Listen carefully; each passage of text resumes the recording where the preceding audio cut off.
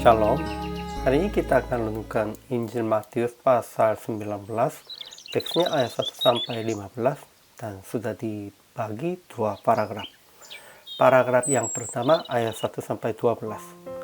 Pada waktu orang-orang Farisi mencobai Yesus dengan bertanya, apakah diperbolehkan orang menceraikan istrinya dengan alasan apa saja? Yesus menjawab, mereka bukan lagi dua, melainkan satu. Karena itu, apa yang telah dipersatukan Allah tidak boleh diceraikan manusia. Paragraf yang kedua, ayat 13-15. Murid-muridnya memarahi orang-orang yang membawa anak-anak kecil supaya Yesus mendoakan kepada mereka. Tetapi Yesus berkata, biarkanlah anak-anak itu, janganlah menghalang-halangi mereka datang kepadaku. Sebab orang-orang yang seperti itulah yang mempunyai kerajaan surga. Kesimpulannya, orang-orang Farisi mencobai Yesus dengan hubungan manusia. Apakah diperbolehkan orang menceraikan istrinya dengan alasan apa saja? Yesus jawab dengan prinsip penciptaan Tuhan. Karena telah dipersatukan Allah, tidak boleh diceraikan manusia.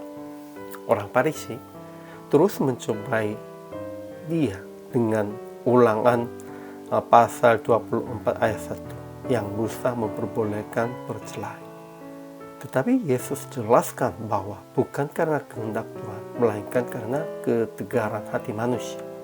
Dan Yesus berkata, orang-orang seperti anak-anak itulah yang mempunyai kerajaan surga. Anak-anak itu datang kepada Tuhan bukan untuk mencobai, melainkan untuk didoakan, diberkati. Ajaran tentang Allah. Pertama, Tuhan menciptakan manusia sejak semula, menjadikan mereka laki-laki dan perempuan. Itulah juga ciptaan Tuhan. Kedua, Yesus berkata, biarkanlah anak-anak itu, janganlah menghalang-halangi mereka datang kepadaku. Sebab orang-orang yang seperti itulah yang mempunyai kerajaan surga. Dan ia meletakkan tangannya atas mereka.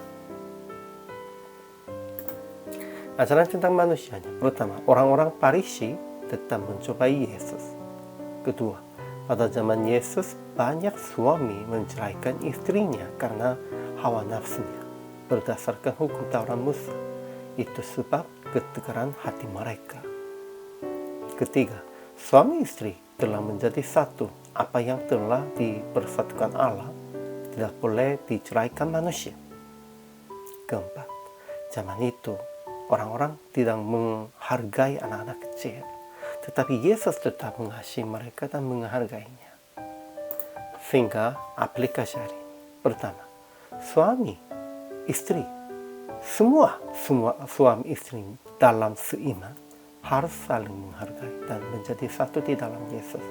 Harus mengasihi, harus memberkati, dan harus menjadi satu di dalam Yesus.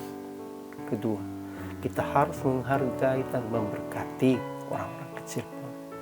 Jangan dulunya tidak menghargai mereka, tidak memberkati mereka. Namun kita harus ingat, Yesus tetap memberkati dan menghargai mereka. Karena mereka juga mengasihi Yesus dengan tanpa alasan. Ketiga, jaga kesucian, baik di dalam hubungan kawin maupun tidak berkawin juga. Ya, kesuciannya kita harus berjaga. PR praktek hari ini, menghargai suami, istri, dan anak-anak sebagai tubuh Anda. Harus menghargainya dan memberkati mereka sambil berdoa. Dan harus memuji Tuhan dengan suami, istri, anak-anaknya, sekeluarga. Hari ini juga berbahagialah di dalam keluarga. Selamat melayani. Tuhan Yesus memberkati.